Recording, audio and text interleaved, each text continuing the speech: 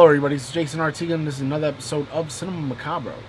Today's episode will be on the 80s throwback film directed by RKSS, the trio who worked on Turbo Kid, summer of '84. The film begins with a voiceover by Davey, played by Greg Verici, riding his bike. The town is revealed very similar to David Lynch's Blue Velvet opening.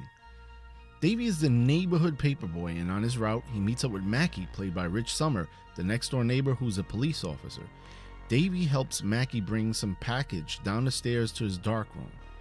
Photography is Mackie's hobby, and he's setting up a darkroom. He notices a lock on one of the doors. We're introduced to Davey's friends, Tommy, Dale, Curtis, talking about the neighborhood girl, Nikki. Greg has a thing for her, and time to time spy on her with his binoculars. Davey often hangs in a treehouse with his friends, and he's a conspiracy theorist. He often reads the weekly world news. His parents are both reporters. One day, while playing manhunt, Davey spots a young teen in Mackie's house while hiding in the bushes. The next week, the same kid is missing and his picture's on a milk carton. Davey thinks the recent murders of the teen males and the missing kid might be linked to Mackie, who might be a serial killer. Davey and his friends decide to investigate using walkie-talkies and start to put clues together. One day, Davey is confronted by Nikki, who's on to him about his voyeurism.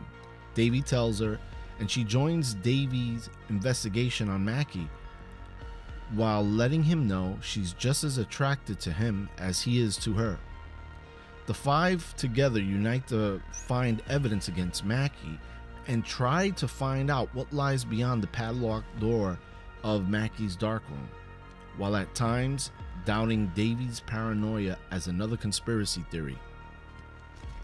The soundtrack to Summer of '84 was done by Montreal synth band Lamathos, who previously worked on Turbo Kid, which is a pretty memorable soundtrack and available on vinyl. For Summer of '84, they went with minimalism in their soundtrack, which actually works for the film.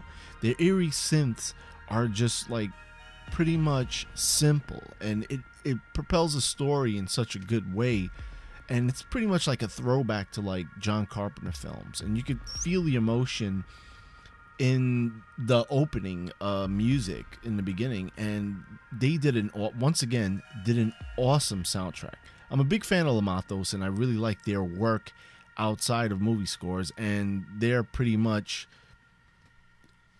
the bee's knees in terms of synth bands these days. Now, the cinematography by Jean-Pierre Bernier is absolutely phenomenal. It's muted tones. It's not like this neon-colored fantasy of what we perceive what the 80s is. No, it's a realistic version of suburbia in the 80s, where you don't see people with Le Tigre shirts. You basically see the transcending of fashion from the late 70s on to the mid 80s.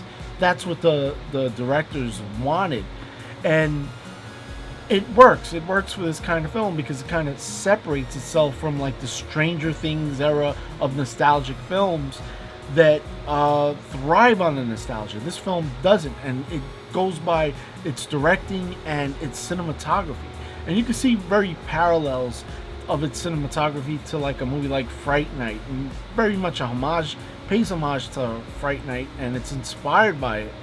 And other films like Suburbia, where they actually use a Agnew lens for the crew the walking towards the camera. It was a pretty good ripoff of that shot, and it worked really well.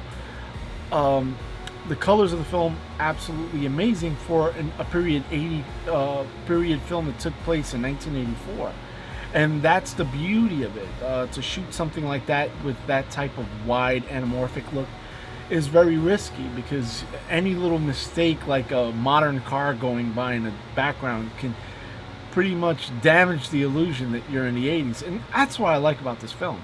Verici is the lead actor in this, and he plays Davey, and he is just really good in this film, and he's so convincing as this kid who is pretty much a conspiracy theorist who strongly goes by his beliefs that his neighbor is a serial killer. And his acting is really good along with the rest of the cast. And the writing in this film is really good as well, because it gets you emotionally invested in these characters. These characters are not victims. They're not paper thin cannon fodder. They're pretty much well written three-dimensional characters you care about.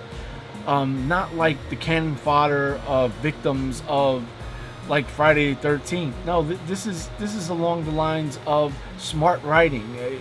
If I could compare these characters, I would say look at It Follows, which I liked all the characters of that film, and they do a really good job in conveying that attachment that we have with the main character and his friends. We see a little bit of their lives, and it's just good enough where it's not expedition dialogue, but it's just you see it and you already know what kind of people you're dealing with as characters and protagonists of the film. The actor who plays Mackie, Rich Sommer, is really good in this film, and he sort of reminds me of this 80s actor. He reminds me a little bit of Jeffrey Jones, because it's sort of like that nice demeanor, and he just plays this role so good, like so much the straight man, that you just don't want him to be the serial killer. Is he the serial killer? I'm not giving that up. You have to see for yourself. So see Summer of '84. It's an absolutely great thriller, 80s thriller. I wouldn't say nostalgic thriller, but it has nostalgia and scenes like little scenes where you would see G.I. Joe walkie-talkies, or like a Bad Religion shirt, or a bloody MTV shirt. I mean, who would wear anything from MTV these days? But seriously, there's one scene that I love. It's real short, of an out of order Polybius machine. And if you don't know what Polybius is, it's an urban legend involving an arcade machine. So guys, if you like this video, please leave a like. And if you have any comments or any questions, please leave them down below in the comment box. And please subscribe, people. We have over 100 subscribers so far, and I make a big deal out of it because all you guys are awesome and you made it happen. And 100 eventually is going to turn to 1,000, which eventually is going to turn to 20,000. And the bigger the community gets, the better. And with that, guys, I'll see you at the next episode. Take care.